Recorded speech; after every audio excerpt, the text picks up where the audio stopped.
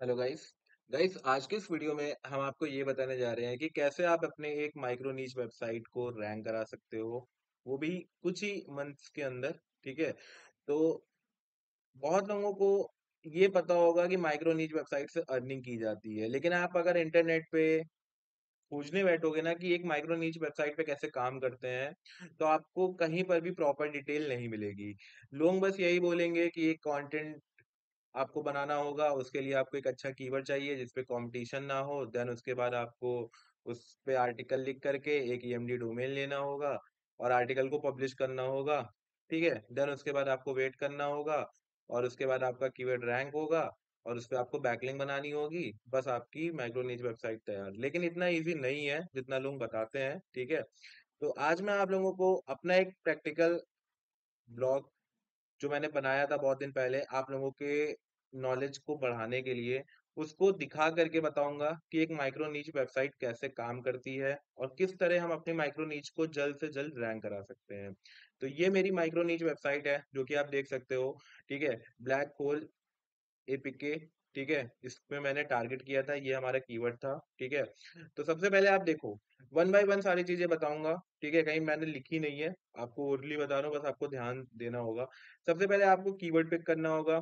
Keyword pick करने की strategy normal है, आपको लो कंपटीशन वाला कीवर्ड पिक करना है जिसपे अच्छा वॉल्यूम हो, जिसपे अच्छी सीपीसी हो, ताकि कल को अगर वो रैंक करे तो आप वहां पर एक अच्छी इनकम जनरेट कर सको। और ट्राई ये करो कि आप एपीके छोड़ करके बाकी जितने भी नीचेज हैं, ठीक है, जहां पर आप एडसेंस और एफिलिएट दोनों से अच्छा पैसा कमा सकते हो, उस कीवर्ड को टारगेट करो। एपीके पे इतनी अच्छी अर्निंग नहीं है। ठीक है। बहुत लोगों को लगता है ट्रैफिक मिल जाएगा लेकिन अर्निंग नहीं है। और इसके अलावा आप बहुत सी ऐसी नीच है ना जिसपे आप जाओगे जहां पर आपको ट्रैफिक कम है लेकिन अर्निंग पोटेंशियल बहुत अच्छा है। ठीक है। तो ऐसे कीवर्ड पिक करो। और अगर आपको वो भी नहीं आता है तो मुझे कमेंट करके बताना, मैं उसके ऊपर भी एक वीडियो बना दूंगा। ठीक है। तो पहले तो आप कीवर्ड निकालो। कीवर्ड के बाद आपका दूसरा काम है, एक आपको ईएमडी डोमेन लेना है जिसमें आपका जो मेन कीवर्ड है वो आ जाए। उसके बाद कोई भी रैंडम सा, जैसे मैंने यहाँ पर डॉट फन लिया था जो कि 70-80 रुपए का, मान के चलो 150 रुपए, इससे ज्यादा महंगा नहीं मिलेगा, जो कि मैंने एक ईएमडी डोमेन लिया। उसके बाद क्या करना है, आपको अपनी वेबसाइट लाइव करनी है। वेबसाइट लाइव करने के बाद आपको जो सबसे नॉलेज वाली चीज है ना, वो मैं आपको बताने जा रहा हूँ। क्योंकि बहुत लोगों को पता है जो आपका ये आर्टिकल है, जैसे कि होम पेज पे हमको ये आर्टिकल दिख रहा है। ठीक है। ये आर्टिकल आप पोस्ट पे अगर लिखोगे, ठीक है, जब आप वर्डप्रेस पे जाओगे वहां पर आप अगर पोस्ट पे लिखोगे तो आपके होम पेज पे आर्टिकल नहीं आएगा। आप अगर पेज पे लिखोगे तभी आर्टिकल आएगा। और पेज पे आपको पता है एसईओ सही से नहीं होता, आपको वहां पर मतलब कीवर्ड फ्रेज आप नहीं डाल पाते हो। ठीक है। आपको वहां पर गेस करके आर्टिकल लिखना होता है एसईओ फ्रेंडली। अब देखो यहाँ की स्ट्रैटेजी क्या है। ठीक है। आपको वैसे तो चलो मैं आपको दिखाई देता हूँ। ठीक है। कोई बात नहीं, वैसे तो मैं इस पे काम नहीं करता हूँ। ठीक है।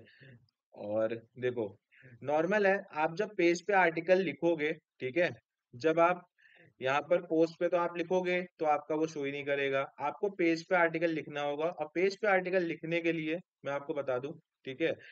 जब आप यहाँ पर पेज पे आर्टिकल लिखोगे तो सिंपल सा आप देख सकते हो, नॉर्मल आपका जो कीवर्ड, मतलब ये कह लो कि जो एसईओ फ्रेंडली अगर आप इसे बनाना चाहते हो तो आप all in one SEO plugin use करना, जो कि मैं यूज कर रहा हूँ, काफी बेस्ट है। ठीक है। और आपको प्रॉपर इस पे ध्यान देना होगा, इसको एसईओ फ्रेंडली बनाना होगा। ठीक है। और कैसे मैंने इसे बनाया है वो आप देख लो। ठीक है। तो ऑल इन वन मैंने यहाँ पर यूज कर रखा है। ठीक है। एसईओ का प्लगइन। ठीक है। तो यहाँ पे देखो ऑल इन वन में हमें फीचर मिल जाता है। ठीक है। लेकिन बहुत से प्लगइन अगर आप योस्ट योस्ट करोगे तो वहां नहीं मिलता है। ठीक है। तो उस केस में आपको करना क्या है, उस केस में आपको अपने पहले पोस्ट को, ठीक है, नॉर्मल समझ लो कि कोई भी अगर पेज पे आपको एसईओ करने को नहीं मिल रहा है, आप अच्छे से स्टफिंग नहीं कर पा रहे हो, अच्छे से एसईओ फ्रेंडली आर्टिकल नहीं बना पा रहे हो, तो आप उसी आर्टिकल को पहले आप पोस्ट पे जाओ, वहां पर जा करके सारी चीजें कर करके उसे एसईओ फ्रेंडली बना लो। देन उसके बाद उसका कॉपी करके उसे पेज पे पब्लिश करके, ठीक है, छोड़ दो। और बाद में आकर के उसे सेलेक्ट कर लो, आपके होम पेज पे वो आर्टिकल दिखने लगेगा। अब यहाँ से आपका होम पेज पे आपका जो माइक्रो नीच वाला आर्टिकल है वो आ गया।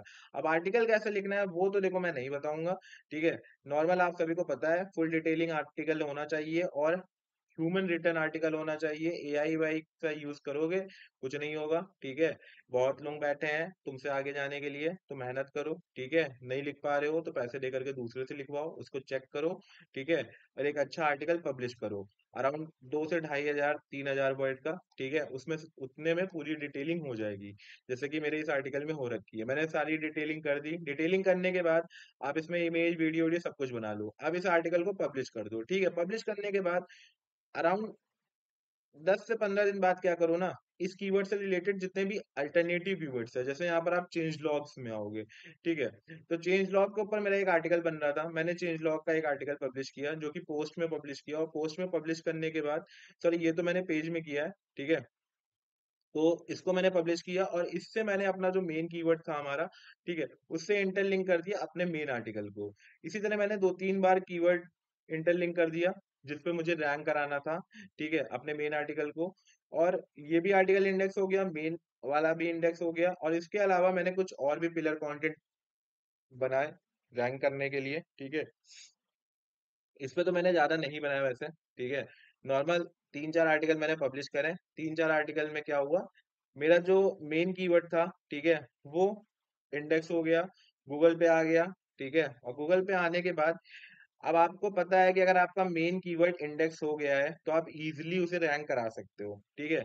आपको कुछ स्ट्रेटेजी ये यूज करनी है कि आपको अपने मेन आर्टिकल पे, ठीक है, जो आपका होम पेज यूआरएल है, ठीक है, उसको भी आपको इंटरलिंक कर देना अपने कीवर्ड के साथ, ताकि वो और जल्दी गूगल डिटेक्ट कर सके और गूगल का बॉट समझ सके कि हाँ इस कीवर्ड पे ये रैंक कराना चाहता है, मतलब एंकर टेक्स्ट ये है, इस पे रैंक कराना चाहता है।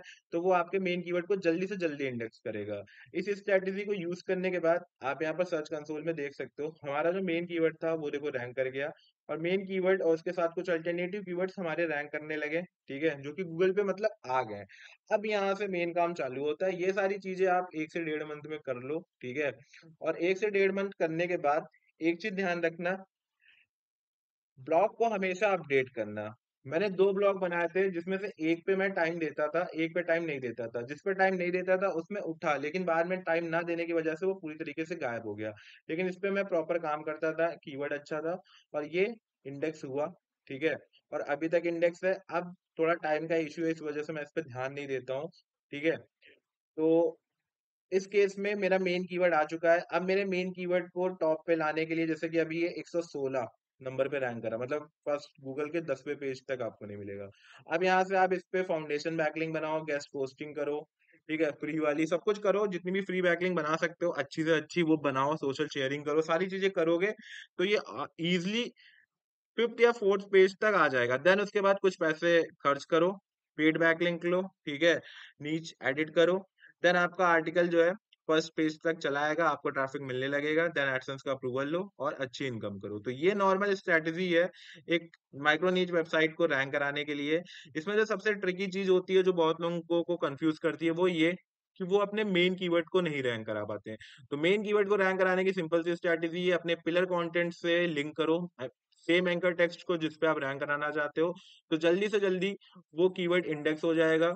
और अपने होम आर्टिकल पे, ठीक है, अपने होम यूआरएल के साथ सेम एंकर के साथ इंटरलिंक कर दो, ठीक है। इससे भी गूगल डिटेक्ट कर लेगा और जल्दी से जल्दी आपके मेन कीवर्ड को रैंक करा देगा, ठीक है।